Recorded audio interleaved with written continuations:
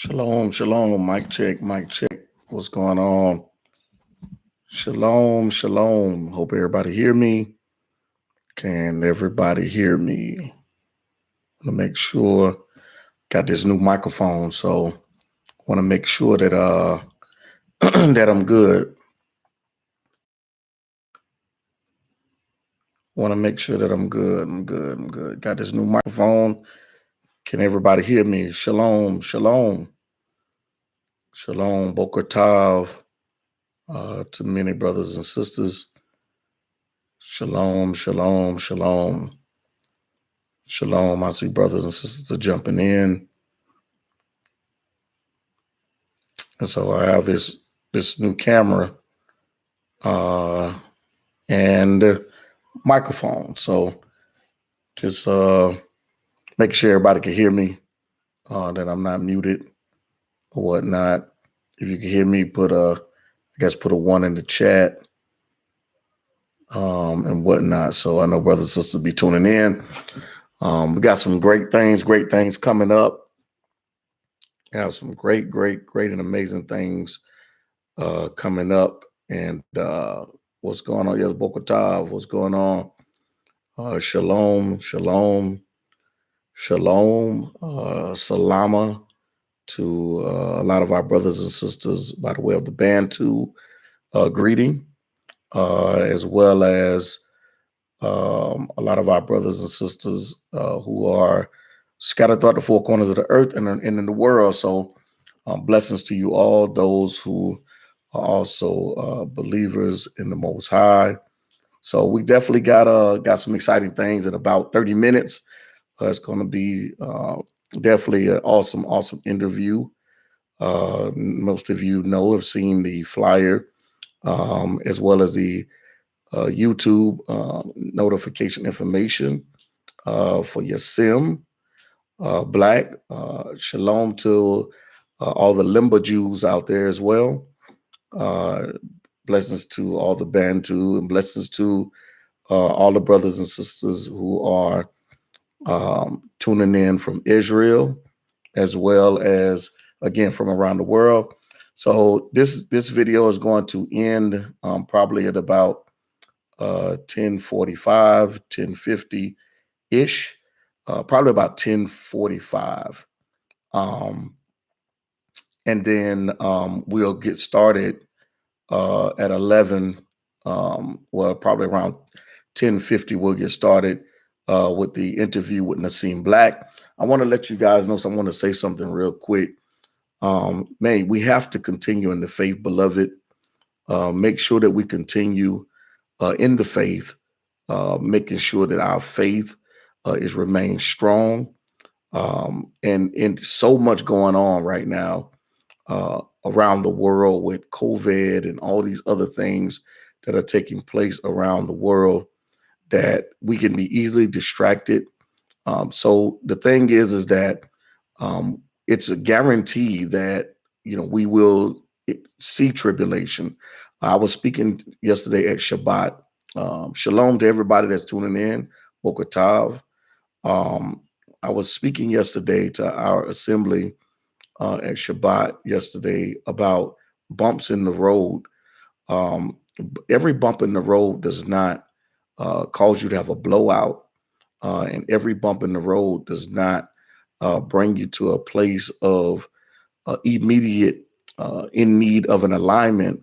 But a bump in the road should, no matter if the road is fully paved, the road could be fully paved. Even with a fully paved road, you still will experience bumps in the road.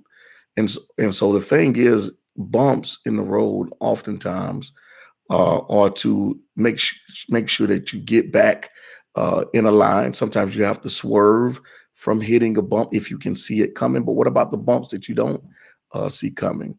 And so those are the things that we have to understand. But the beautiful thing about the Most High is that in the practical sense, bumps in the road, too many bumps in the road can cause you to require a alignment way before you causing major damage.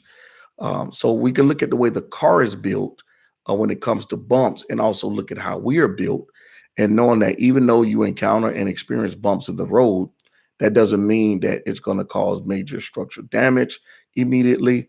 But over a period of time, if you don't correct yourself with and be cautious with how you drive, sometimes you can find yourself requiring front end work, or if you're a rear wheel drive, you'll find yourself having problems as well. And what's going on? What's going on, Moray? Uh, Glenn Royal, what's going on? I definitely got to get you back on, man. We gotta link up. I'm gonna call you uh, sometime today if you're available, so we can definitely talk. That's my brother, Moray Royal, David Royal. He was on here before, doing some Hebrew lessons and things like that. So blessings to you, and shalom to you as well, Moray. Moray, I mean, shalom to Faith Music, shalom to Lynn, shalom to Marcia Bryce, shalom to Pieces of Me, shalom to Angie Love, shalom to Hodiah. Blessings to you as well, everyone that is tuning in. Do not forget that if you want to celebrate Pesach or Passover with us here in Atlanta, we have opened it up to the community. We wanted to make sure that our assembly reserve first and get their tickets first. But it's going to be beautiful at the wonderful Radisson Hotel here in Atlanta, Georgia, for 2 days. You can log on to boomchurchint.com, so that way you can get your tickets, and those tickets will cover your meals, everything, the whole weekend, the classes, the sessions, the celebration, everything. Okay. Shalom to my brother Yeshaya, aka Mr. Black Tastic. What's going on? That's my brother there as well. I definitely want to get him back on here as well. So thank you all. I want to encourage you to definitely continue in the faith. And what does that mean? We have to make sure that we put our trust totally in Yeshua, Hamashiach, through Yeshua to Yah, and make sure that we understand that. And also, I want to say something to you. You know, we have to get to the point where we broaden our thought process. Just because you disagree with someone along certain lines, that doesn't mean that you can't have a conversation with the individual. Also, we have to understand, um, from my experience, I wear multiple hats. Okay, I've always worn multiple hats. I am a artist, which means I rap the gospel. Um, I'm a producer. I'm a pastor, moray. Um, I'm I deal with a lot of things as far as um, making sure that all of our assemblies are intact. Um, I mean, I have several hats that I wear. Each hat requires me to do different things. When you are an interviewer, let me say that because I've interviewed over the past 2 years several people. Many of you seen um, when I first interviewed Tudor Parfit, when I interviewed um, a lot of other brothers and sisters who are artists as well as professors and things like that. Those interviews derive to relationships, things like that. And so it's important to understand that when you have a interviewer hat on, you are being an interviewer. You aren't being so much of as an apologist or anything of that nature. So we have to understand that whatever hats that we are, what we have on, a lot of times we cannot bring the other hats into the equation and conversation if that's what it's about. So I want to make just help brothers and sisters along the line, and then also too having conversation with people, getting perspectives. You learn things about how do they derive the way they derive to. You learn multiple things that you may not have known. Why people do certain things, what they do. all of these things. So oftentimes we have to make sure that whatever we do, we have to make sure that we do it to the utmost and understand what hat we wear. When we enter into certain conversations, I've always entered into a conversation, whatever the conversation subject is. I don't bring in other subjects to that subject. That those are just basic things that we also have to learn, and so we have to grow in those areas. And I think it's a beautiful thing. And so I'm glad all of you were able to jump on here. But I want to definitely encourage you. It's a lot going on, but stay the course, keep the faith. Um, and trust and know that things will pass. As Big Mama them used to say, this too shall pass. These things will pass. One thing about our ancestors who, during the time of Jim Crow and slavery in this country, their faith, they continued to trust. They continued to trust. They continued to trust in God. They continued to trust and know that everything will be all right regardless of what they were going through. They didn't lose faith. I see many educated people in the time in which we live find themselves losing faith.